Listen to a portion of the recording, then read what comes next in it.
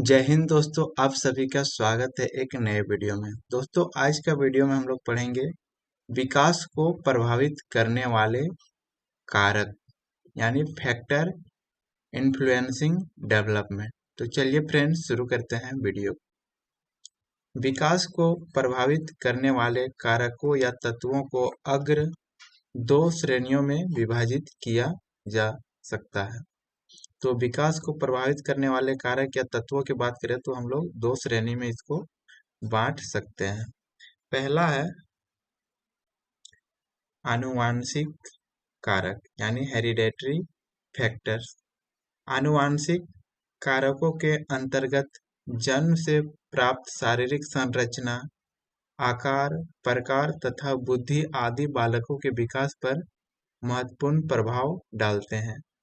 आनुवांशिक गुणों के लिए पीटरसन ने कहा है, किसी व्यक्ति को माता-पिता के माध्यम से उनके पूर्वजों के गुण प्राप्त होते हैं, उसे आनुवांशिकता कहते हैं। तो पीटरसन के अनुसार आनुवांशिक क्या है कि किसी व्यक्ति को माता-पिता के माध्यम से उनके पूर्वजों के गुण प्राप्त होते हैं, उसे ही आनुवांशिकता कहते हैं।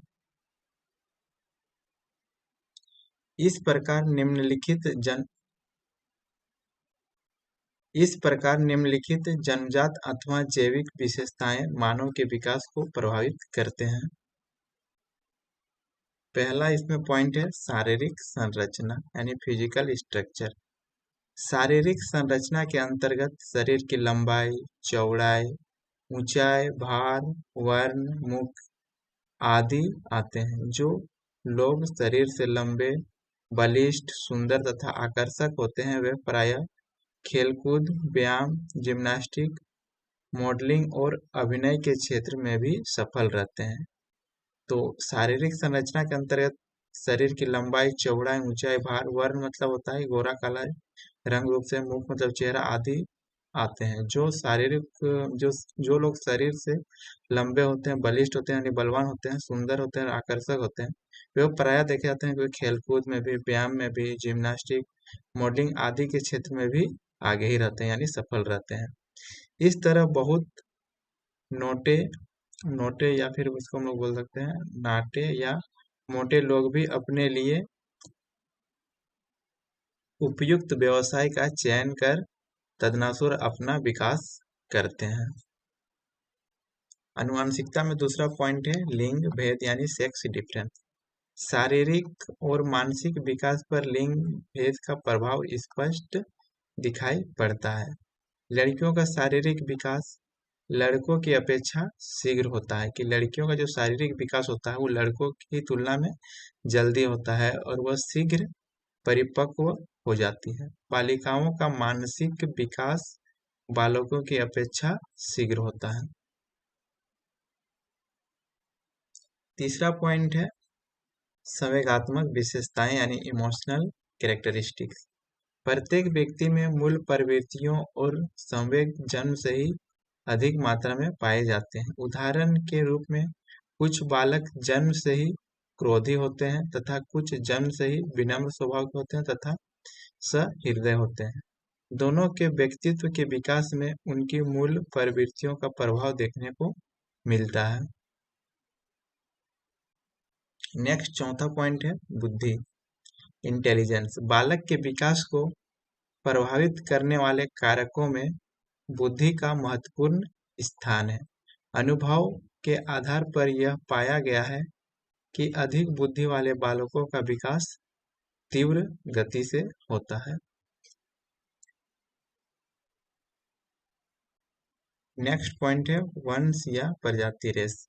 मानव शास्त्र का अध्ययन करने वालों ने बताया है कि विभिन्न देशों की प्रजातियों का विकास विभिन्न मात्रा में पाया जाता है। उदाहरण के लिए नीग्रो लोगों के बच्चों की प्रौढ़ता शुरू के वर्षों में श्वेत वर्ण वाले बच्चों की प्रौढ़ता से 80% अधिक होती है।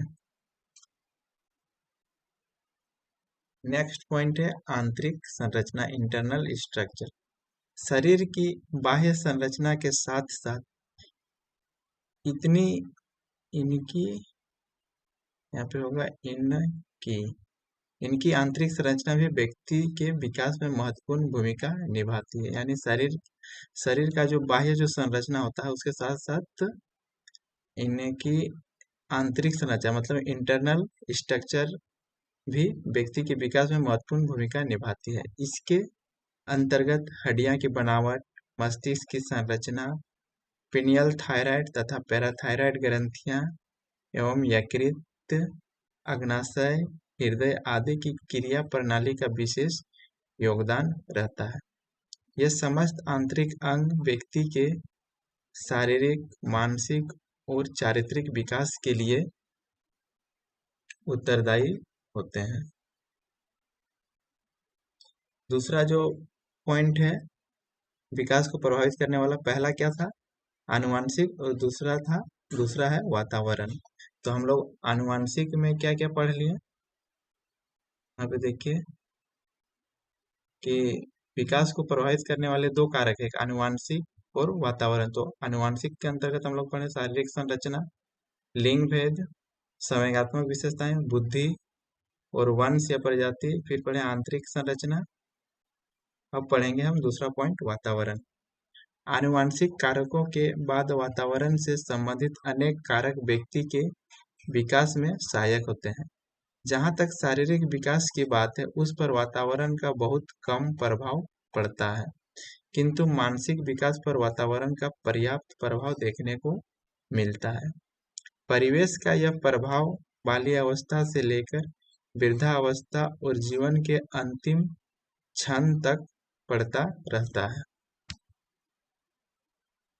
वातावरण के विकास पर पड़ने वाले प्रभाव के संबंध में एक तथ्य अत्यंत महत्वपूर्ण है। वातावरण मनुष्य के व्यक्तित्व के विकास में अपना कोई मौलिक योगदान नहीं रहता है, बल्कि जो गुण और विशेषताएं उसे आनुवांशिकता से प्राप्त होती है उनका पूर्ण विकास करने में यह बहुत अधिक सहायक होता है। प्रायः ऐसा देखने में आता है कि व्यक्ति के अनेक ऐसे गुण जिनका विकास होना उसके सफल जीवन के लिए बहुत आवश्यक होता है, समुचित वातावरण और परिस्थितियां न मिल पाने के कारण दब कर अविकसित रह जाता है। यानी कि कोई भी बालक या व्यक्ति का वातावरण के अभाव के कारण जो है समुचित विकास नहीं हो पाता है। नेक्स्ट है बोरिंग, वेल्ड और लैंगफील्ड ने वातावरण के प्रभाव को इस तरह व्यक्त किया है। वातावरण वह प्रत्येक वस्तु है जो व्यक्ति को पितृकों के अतिरिक्त अन्य सभी बातों को प्रभावित करती है। इस प्रकार वातावरण निम्न कारकों के माध्यम से मानव विकास को प्रभावित करते हैं। अब हम वातावरण के अंदर कुछ पॉइंट को देखने वाले हैं। पहला पॉइंट है जीवन की आवश्यक सुविधाएं, यानी नेसेसरी फैसिलिटीज ऑफ लाइफ। मनुष्य के भौतिक एवं सामाजिक जीवन से जुड़ी हुई मूलभूत आवश्यकताओं की पूर्ति विकास में बहुत अधिक सहायक होती है। रोटी, कपड़ा, मकान, विद्यालय, पौष्टिक तथा संतुलित भोजन, शुद्ध वायु एवं प्रकाश आदि कुछ ऐसी सुविधाएं हैं जो व्यक्ति के समुचित विकास के लिए बहुत आवश्यक है। ये सुविधाएं जितनी उत्तम कोटि की होगी, मनुष्य का विकास भी उतना ही उत्तम या श्रेष्ठ कोटि का होगा। शिक्षा द्वारा यह सुनिश्चित किया जा सकता है कि बालकों को किस आयु में कौन सी सुविधाएं प्रदान की जानी चाहिए।